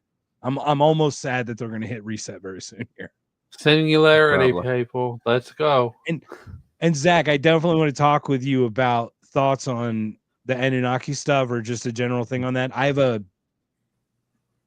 bit like up in a wider. It's worse. It's crazy. That would be a fun one. I need some education on that. All right, we'll get you some Anunnaki stuff. I can get you into star seeds and everything. That'd be interesting. I could probably get my other buddy if you want to talk to him. Because there you go. Yeah, get us in touch. We'll get us in touch on that. We'll definitely do it. So okay. So Zach, once again, hold on before we go. You gotta hit this one. Yeah. Yeah, we have to hit this one. Can we do it? If we actually create a church of retards.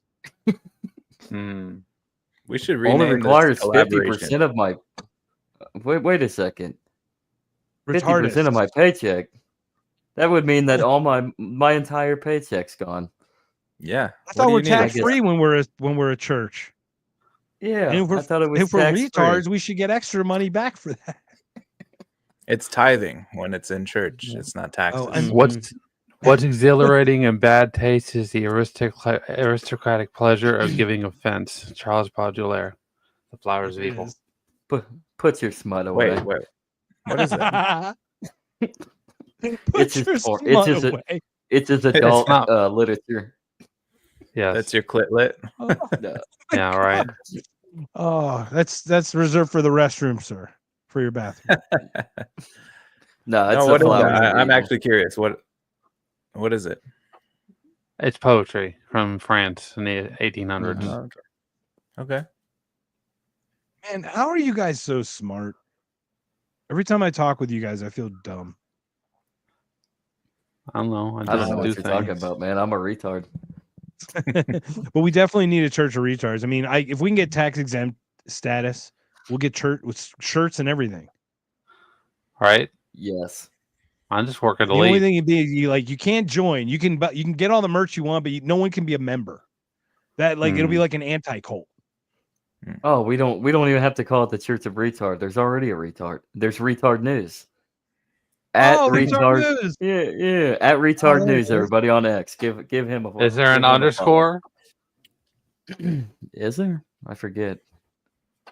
I totally. And by the way, William, you have no idea. I don't think I talked with you about that, but I think I shared it on some of my stuff. But anyway, gentlemen, before we call it a day, we have to cut it before 2 hours. I know we could be here for 8 more hours, but if we don't cut it now, StreamYard will fuck us and will not do AI clips. And I will be really pissed off if it doesn't do them. Yeah. Because Jason and I go 2 hours and 38 seconds and we don't get any fucking AI clips because of it. Yeah. And that's my fault. So I noticed that last gentlemen, week. Let's go alphabetical one more time. Andrew, let final words, share all your socials, all your shows, all the podcasts you're doing, all the stuff you're doing.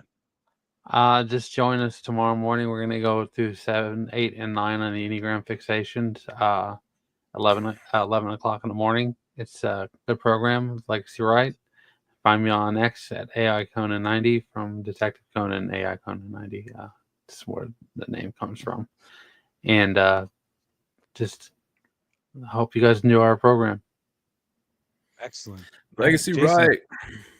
Get him. Follow me at thelegacyright.com. I wish. we need to get a website. All right. Go ahead, Zach. Share all your stuff. I thought we were going alphabetical. Well, he said Legacy Right. I didn't do it. Right. Jason's being kind. He's holding the door for you, so you better walk through it and then say thank you. All right.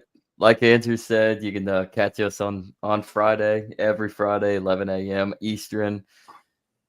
That is 8 a.m. Pacific. Yeah, there you go. See, that was the retard in me. But enjoy the show. Yeah, well, we're gonna go dive into the remainder of the Enneagram types and finish out. What is it? 7, 8, 9, and then just enjoy the ride as we continue finishing the book after that. So I think we have a couple more weeks after that, maybe 3. So, but you can follow me at legacy_ZAK on X, and then just find the Legacy Right anywhere and everywhere. We're on Facebook, we're on Instagram, and then of course YouTube and Rumble as well, and then anywhere you want to listen to our pod. Awesome. Now, Jason, you've got a new project, so please share your new project. Share like all the stuff you've been doing. Super exciting. I'm like so excited for the next episodes. Tell us about that. Tell us all your ways to get a hold of your. Let me tell you guys, it's the best show that you've ever seen. If you've heard about this podcast, Drop the Mask. This guy, he's got this new morning show called Anarcho Caffeinated. Have some coffee, have some mental stimulation. It's tremendous. It's the best thing ever. Not people are saying it. It's not me. Everybody's saying it's the best thing ever. And if you do it, you can be one of the first fans. You can find Anarcho Caffeinated on X live. We'll be live on Friday morning. I really don't like to commit to things, but this is happening Friday, Saturday, maybe even Sunday. We'll see. But it's the best. It's tremendous. It's huge. It's going to be great. going to be so great. It's beautiful. What time in the morning? I know I'm not you're committing out to a west. time. Don't tell me. Yeah. Don't make me It's do just that. When it whenever- fucking starts whenever was when. when I'm ready. It's shut your mouth is when. That's what It's when time. I'm fucking ready. So I'll ring. So ring that bell. Ring that bell and get the notifications. Hey, get that fucking notification bell. Get Hey the guys, bell going going. live. It's 5 in the afternoon. Time for breakfast. Get that ding dong, y'all. Get that bell going. All right. No, Ladies it's and really gentlemen, funny thank because it's like I think I did it at like 9:30 or 10 here, which is way afternoon in the East Coast. So it's well past coffee time, but whatever. Come on in. I had a great time. I had my coffee, man. It was a good time. I highly recommend it, guys. It's Hey, really good. And it's a great start. Like, and it's funny. I'm watching once again, we don't know each other very long, just a few months, but I'm watching the progression of each of Zach and Andrew's shows. Jason, I'm watching you just do this stuff. It's like, it's so cool to watch this. I don't know what it's going to be, but it definitely is different than it was a few months ago. Like, I would argue that messing like, around, everything feels really. better. Yeah. You know what I'm I mean? trying different things. I don't know. Yeah, I don't know how you guys do like shows almost every day. Well, Nancy and we we take cut that shots down. of B12 and some vitamin C, and then we tear down this wall. Mr. Gorbachev, tear down this wall. I was thinking about doing an impression show because I've got a lot of them. They're just not good. There's just a lot of them. They're good. They're good. I'd watch Don't it. sell yourself short, man. They're good.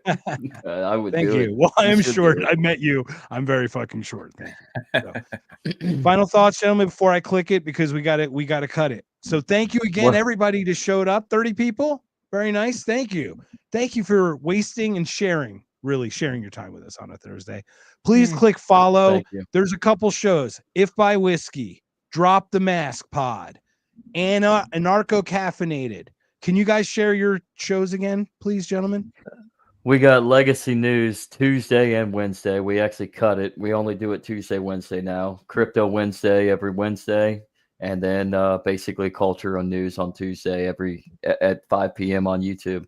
So, and then 5 p.m. Eastern on YouTube, and then the Legacy Right drops live on Friday and goes straight to the pod circuit after that at 11 a.m. Awesome. And then, well, gentlemen, Andrew, add the other one. Add the other one that we're on. We'd love to be on the World Blockchain Roundtable with Joe Rowitz and William. WBRT. That's right. With this guy, with the Emperor, right? Greg, Greg, Litecoin, Lisa, and Satoshi Sean. So come join us. Yes, and have fun Litecoin, with Lisa. We got to do another one with Will, man. That was fun. He was good. Yeah, we will do that. Ladies and gentlemen, thank you so much again for joining. We'll talk after. We'll get some shows going. Quick comment for everybody. If you want a social media experience that's a little bit different, divorces from the algorithm, puts you in control, and actually a chance to be an owner effectively of your content in any way, shape, or form, all you need is an email, but go sign up and join den.social. That's DEN.social. And it's a revolution. It can be a throwaway email. It doesn't have to be, your main email address. Mm-hmm. Do your main social, everybody. That's don't even throw it away. Main email. Good. Get in main there. email right off the bat. He doesn't sell it, I'm sure. No one does that.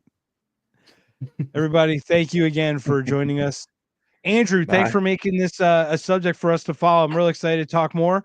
Blessed be to God. Per Zach, you can tell from the way he's thanking Jesus, I think. That was for the legacy of my mom. Oh, the legacy. Yeah. Apologies. But yeah, to God as well. So, because there is no king but Christ. Happy Easter, everybody. Take care. Bye-bye. See ya. Bye. Adios.